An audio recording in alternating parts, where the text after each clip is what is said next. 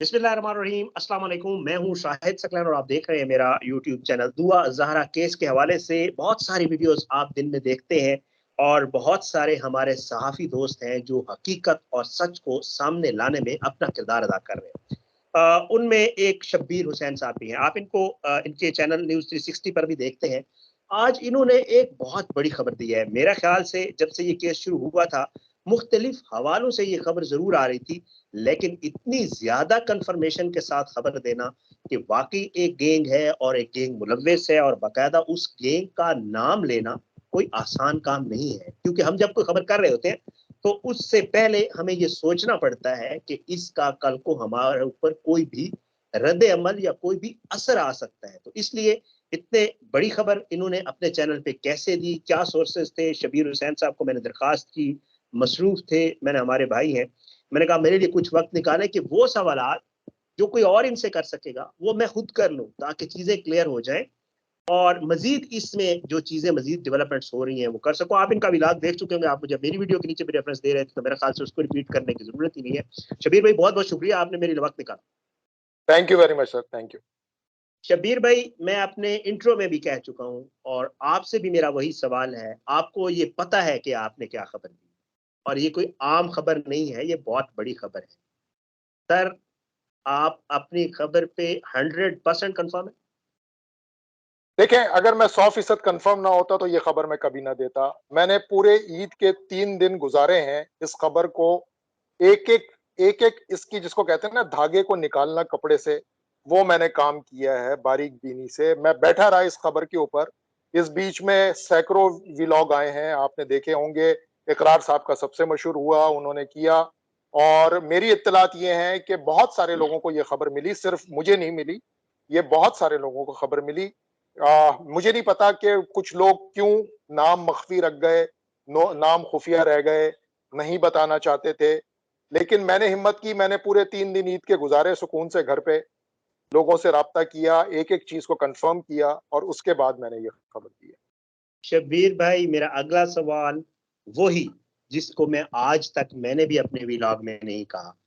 जहीर का किसी गैंग से ताल्लुक है और ये जो मामला दुआ वाला हुआ हुआ है, ये सारा प्री प्लान्ड एक काम है जिसको एक गैंग ने ऑपरेट किया है और अब तक ऑपरेट कर। जी बिल्कुल ऐसा ही है। ये मैं आपको बताऊं, ये मैंने अपने व्लॉग में भी कहा है, अभी मैं दोबारा आपको बता देता हूं कि ये बिल्कुल इस तरह से नहीं हुआ कि लड़की घर से निकली, उसने टैक्सी पकड़ी और वो लाहौर चली गई। वो यकीनन बाय रोड गई है, लेकिन वो टैक्सी पे नहीं गई। ओके। ये किसी गाड़ी को अरेंज किया गया है, वो उस पे गई है। अगर आप मुझे थोड़े दिन दे देंगे, 2-3 दिन की बात है, शायद 4 दिन लग जाएं, मैं आपको नाम और गाड़ी का नंबर भी दे दूं, शायद कि ये ले लें और बताएं ये इस गाड़ी पे गई है। इस तरह से ये मामला हुआ है। दूसरी बात जो इंपॉर्टेंट है वो ये कि ये लड़की 1.5 महीने से इस जाल में फंसी है। 1.5 साल से तो वो जहीर की इश्क में गिरफ्तार है और ओके। 1.5 महीने से वो इस जाल में फंसी है। और वो इस जाल के चक्कर में फंसी है क्योंकि जहीर को हायर किया गया है। जहीर पहले दिन से इस गैंग का हिस्सा नहीं था। जहीर को जब ये आइडेंटिफाई कर लिया गया, या आप भी सर काम करते हैं मीडिया में, मैंने भी काफी ह्यूमन स्मगलिंग के केसेस को डग आउट किया है। मैंने इंटरनेशनल पब्लिकेशंस के लिए काम किया है, वॉशिंगटन पोस्ट वगैरह के लिए भी काम किया है। मुझे अच्छी तरह पता है ये ह्यूमन स्मगलिंग रैकेट चलता है किस तरह से। तो ठीक मैं है। इसलिए, वो मेरा जो एक्सपर्टीज थी वो कार फरमा थी इस सारे काम के पीछे। और मैं इसको देख रहा था पहले दिन से कि ये किस तरह से मामला डेवलप हो रहा है। तो बेसिकली ये गैंग इतना आसान नहीं था। जहीर को इन्होंने पकड़ा है। और आप अगर आप इसकी कड़ी पता है क्या किससे जोड़ेंगे? आप जी। जोड़ेंगे हफीज सेंटर की वीडियो से, जहां पे इसके कजन ने एक वीडियो में बताया था कि इसकी मुख्तलिफ लड़कियों से दोस्ती रहती थी। ये इसका मशगला है, ये शौक रखता है लड़कियों से दोस्ती करने का। तो ठीक ये है। जो दोस्ती थी, ये इस तरह की दोस्ती में डेवलप हुई और फिर ये उन लोगों के गैंग में का हिस्सा बना। हिस्सा खुद ब खुद बना, खुद बनवा लिया गया, ये अभी तक क्लियर नहीं है। लेकिन ये जरूर है कि 1.5 महीने से इस मामले के ऊपर काम चल रहा था। शब्बीर भाई, मुझे एक और बात बताएं। आपने मुझे खबर दी थी और आज से तकरीबन महीना डेढ़ पहले खबर दी थी। मैंने उस खबर को रोक लिया था क्योंकि मैं मजीद भी जरा से कंफर्म करा था और फ्रैंकली स्पीकिंग मुझे कंफर्म नहीं। पासपोर्ट्स बन चुके हैं और इन लोगों का इरादा था दुआ को बाहर ले जाने का, ऐसा ही है? बिल्कुल ऐसा ही है सर, बिल्कुल ऐसा ही है। हुआ ये, और आप इससे इसकी कंफर्मेशन कैसे है पता है आपको? जिब्रान नासिर साहब बड़े बाअसर वकील हैं। ठीक है। वो इन तरह के केसेस के अंदर वो 2 मरतबा ये पिटीशन दे चुके हैं अब तक अदालत के ओके। पास। दो ओके। मरतबा दरख्वास्त दे चुके हैं कि जहीर का नाम और लड़की का नाम ईसीएल में डालें, ये किसी वक्त भी मुल्क छोड़ करके जा सकते हैं। ये ओके मेरी इंफॉर्मेशन नहीं है, ये इंफॉर्मेशन जिब्रान नासिर के पास भी है। उनको सर। पता है कि कितने पासपोर्ट्स बने हैं दुआ जहरा के, क्योंकि दुआ का जो ओरिजिनल पासपोर्ट है वो उनके वालिद के पास है। वालिद वो के दुआ पास है, लेके यस। भी नहीं, वो दुआ लेके भी नहीं बिल्कुल। गई है। ठीक है। तो ये पासपोर्ट्स बने हैं, इनके ऊपर वीजाज लगे हैं, ये काम हुआ है। और ये सिर्फ और सिर्फ हुआ ये सर कि ये हाइप इतनी मिल गई इस पूरे केस को कि उनके बस में नहीं रहा कि किसी तरह से यहाँ फ्लाई आउट कर जाए, क्योंकि ये फिर बहुत बड़ा, फिर तो स्कैंडल पक्का हो जाएगा ना सर। फिर उसमें जी। उसके पीछे रह क्या जाएगा। ठीक है। अच्छा, शबीर भाई एक और खबर भी मुझे बताएं। वो ये है कि आपने देखा होगा, जाहिर बात है कुछ पार्टियां उनको भी सपोर्ट कर रही हैं, उनकी फेवर में वीडियोस भी होती हैं, बहुत कुछ होता है, आपने भी देखा होगा, और उसमें मुख्तलिफ लोग शामिल हैं। हर बार ये कहा गया कि जब ये मामला चला था तो मुख्तलिफ एजेंसियों ने किया था इन्वेस्टिगेट और किसी एजेंसी को गैंग का वो नहीं मिला। इसमें किस हद तक हकीकत है सर? आप तो बता रहे हैं वाजे कि ये गैंग है, तो एजेंसियों ने क्यों नहीं किया इस पर? देखें सर, एजेंसीज कौन सी करेंगी? एफआईए करेगी।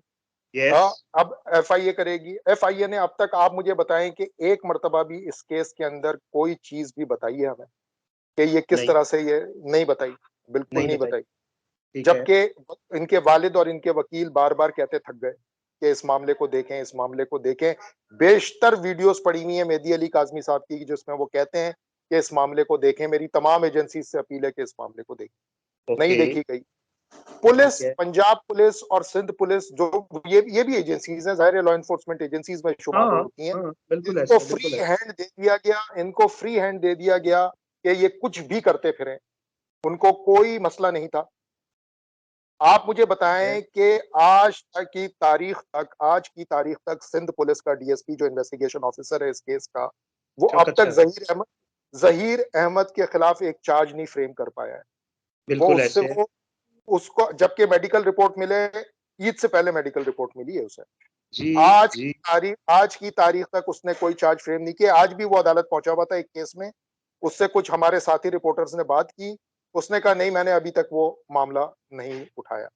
तो इससे अच्छा। आप सोचे ना, एक आईजी तब्दील हो चुका है इस केस के अंदर सिंध का। बिल्कुल ऐसे, बिल्कुल ऐसे। तो ये बिल्कुल इतना ऐसे। हाई प्रोफाइल केस है। क्या कामरान फजल पागल तो नहीं था ना कि वो बैठा हुआ था इस केस के ऊपर? कोई वजह थी ना जो वो बैठा हुआ था इस केस के ऊपर।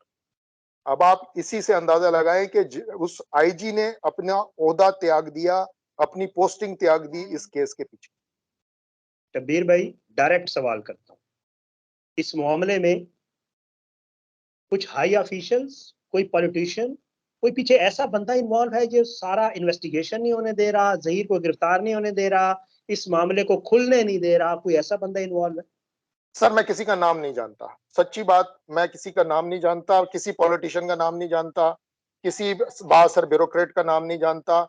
लेकिन ये मुझे कामिल यकीन है और मेरा प्रोफेशनल एक्सपीरियंस मुझे बताता है, और जितनी मेरे पास मालूमात है, कि ये ठीक है। रैकेट ऐसे, ये इस तरह से नेटवर्क चलता है। आप मुझे बताएं ना सर, आप खुद इतने बड़े सहाफी हैं, आप मुझे बताएं कि एक लड़की कैसे उकाड़ा जाती है, उकाड़ा से मानसरे कैसे जाती है, मानसरे से भावन नगर कैसे जाती है, कराची से हम्म। लाहौर से जाती है।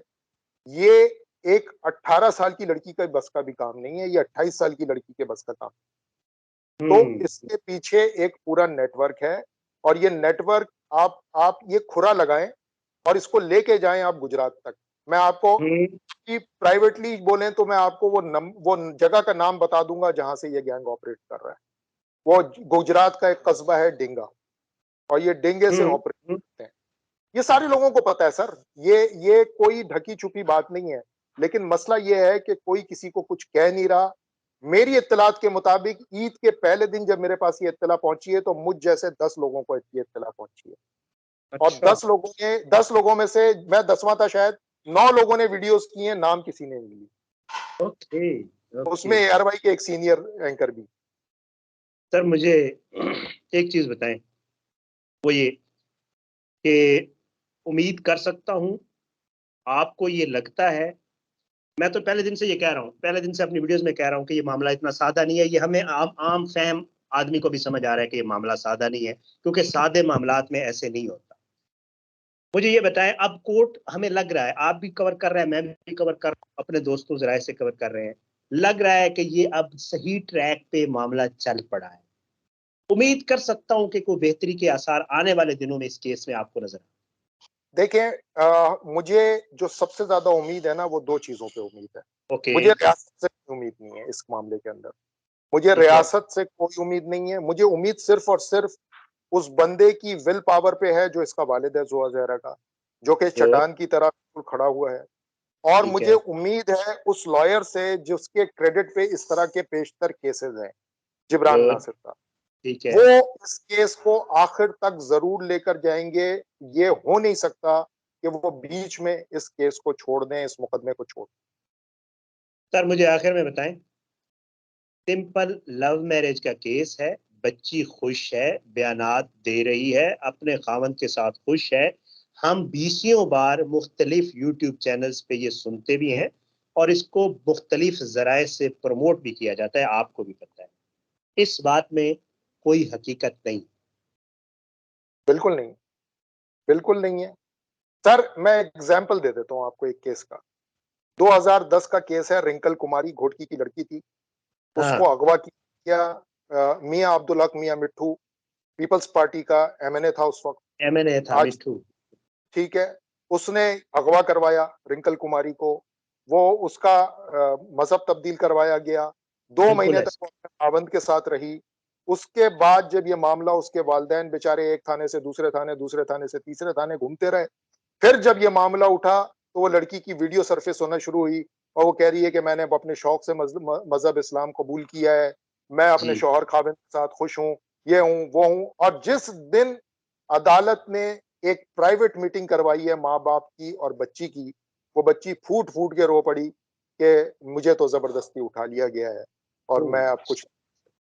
तो ये एक सूरत हाल है सर। ये एक धौंस, धांधली, धमकी, हर तरह की चीज इसमें चलती है। और मुझे दुआ के केस में तो ये लगता है कि रिंकल क्योंकि 21 साल की लड़की थी, तो वो मैच्योर थी, वो बालिग थी, वो समझती थी चीजों की नजाकत को।